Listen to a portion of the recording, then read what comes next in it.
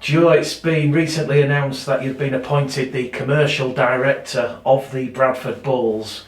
What does that job entail?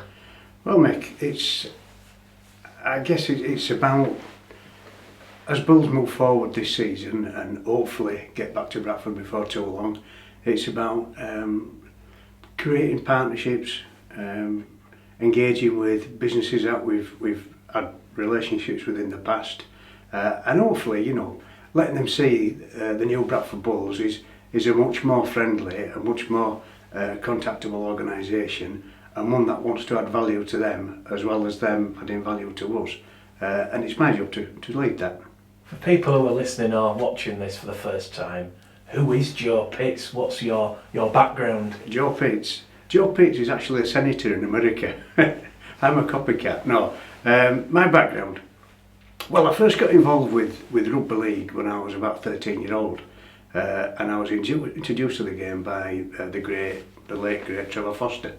Obviously a great man, and anybody associated with Bradford Bulls, Bradford Northern knows Trevor. And I started playing rugby at the Police Boys Club, which is where Brian Noble also started.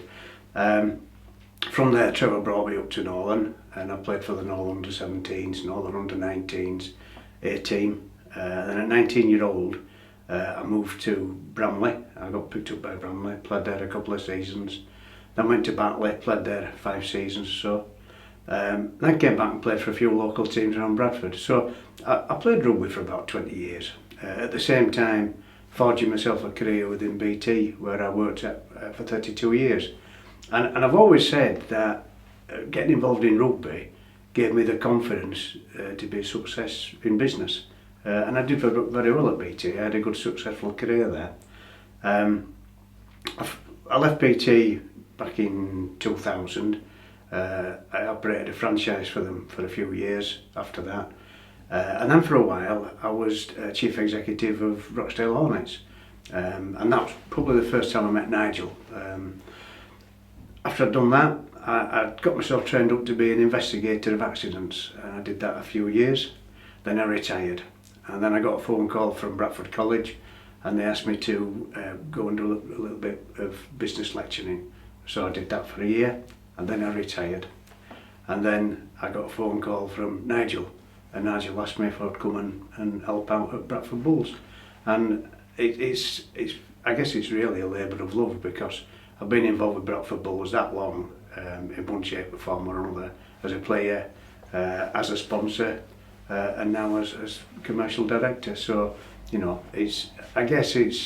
won't be doing any more. When I retire this next time, I won't be coming back out of retirement to do anything else. Let's put it that way.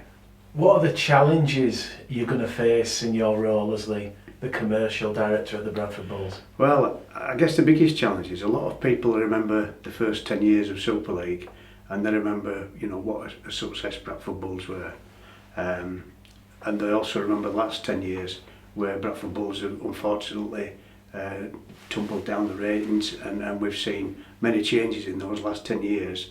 And people have been affected by it. Businesses who may have sponsored the club in the past have faced disappointment because they may have put money into the club and then the club's gone into administration. So I think the biggest challenge is really to let the fans, the sponsors, see that Bradford Bulls are serious about coming back to Bradford, about moving up the leagues, and then challenging strongly at the top of Super League once we get back in there. So I think the challenge is to really prove to people that we're serious about doing this. But I think we're no longer that big, fantastic Super League team, and but we are determined to rise up and become something like that again. And that's the challenge: is to convince people that we're serious about this. You've just mentioned some of the challenges facing the club and yourself. How important are words like trust, respect and value in the business world? Very important, very important. I remember when I was at BT, we had 5 values. I translated them down into just one value really, and that was treat people like you want to be treated. And I think that's the most important thing. And I think in any dealings that I've got with anybody, That's how I want to be dealt with. Treat me as they would like me to treat them. And I think respect is you can't buy respect. You've got to earn it. And I would like to earn a lot of respect in doing the job that I do. But that's what I do in my day-to-day life. I don't have to try to be respectful. I am respectful. It's very important, yes. How easy or hard is it going to be to repair some of that trust with the supporters who have sponsored events at the club, players, the lottery in the past, and also the sponsors themselves? It's not going to be easy. It's going to be difficult. I hope it's not as difficult as it possibly would have been a year ago. I mean, because what you've got to remember is although Nigel has only just been appointed chairman, he has been involved with the club for a year now. And what Nigel said at the start of that was his determination was to make sure that the club was on a good financial footing. And he's done that, so we can be trusted, or certainly Nigel can be trusted to do what he said he's going to do. And the next stages are, I saw the interview that he did with Nigel the other week, and I don't need to repeat what was said there, but it's a 5-stage plan, and the first stage was make sure we're financially viable. The second stage, get back to Bradford. 3, 4 and 5 is to get back up there and challenge for trophies. When you look at stock cars, they're going to be occupying Oddsall. The club's preferred vision at this moment in time is to return to Oddsall. What sort of commercial opportunities could you foresee surrounding the club's return to Oddsall? Well, I had a meeting only a couple of weeks back with StarTax, and I think we respect what they're trying to do, but I think equally they respect what we're trying to do, and we both know that if they're successful, it's going to help us, and if we're successful, it's going to help them. Because what we want to finish up with is a Oddsall Stadium that's buzzing, because and that's of great benefit to Bradford. I mean the World Finals that they're going to have in September for the stock car, that's going to be fantastic. The number of people that'll be coming into Bradford just for that, booking up hotels, booking out restaurants. It's great to get something happening in the city again. And we want to equally match what they're doing on the stock car front with what we're doing on the rugby league front. And so, yeah, I think I think one of the problems in the past is that Oddsall Stadium has been a millstone really around the neck. It's probably been used 15 weeks of the year. And so if we can use Oddsall Stadium for 42 weeks, say, of the year, then all of a sudden, instead of it being a millstone, it's an asset. And I think previous regimes that have run the club have never really grasped that. They haven't really done it. But I think we've got a vision within the management team that's what we aim to try and do. Make the club a success, make Oddsall a success. Everybody benefits, Bradford benefits. Stadium naming rights, is that something the club would be looking at? Of course, yeah. In fact, what I would say is anybody who listens to this interview today, anybody who would like to get back involved with Bradford Bulls, whether they've been a partner in the past or whether they'd just like to be a partner now, then please make contact with me. I'd be delighted to go and see them, tell them what we might be able to offer them. I'm very much into adding value, so I'd like to give them a solution that adds value to them, but obviously adds value to us as well. And that's where I would be coming from. It's about doing something that's right for them, but also we benefit from that as well. And even after what has been a very roller coaster last decade for the Bradford Bulls, that Bradford Bulls logo, that emblem that we can see behind you there, Joe, that still has a lot of value, still has a lot of strengths in 2021. I think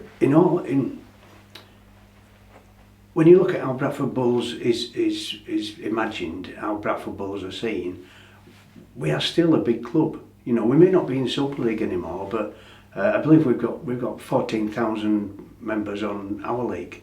Well, that is Super League. That is Super League standard. When you look at the number of hits that we get on the website, I believe it's around about 23,000 a month. When you look at the number of Instagram followers that we've got, when you look at the number of Facebook likes that we get, that is of Super League standard. So there is still a lot of interest in Bradford Bulls, yes. And just finally, Joe, from me, rugby league faces some very real complex challenges coming out of COVID-19. That has really changed the business landscape.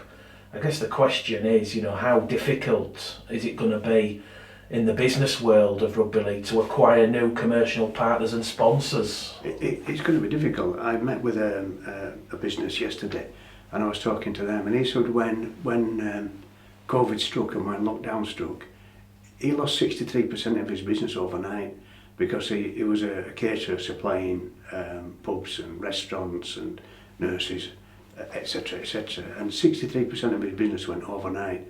He had to furlough people. He had to lay staff off.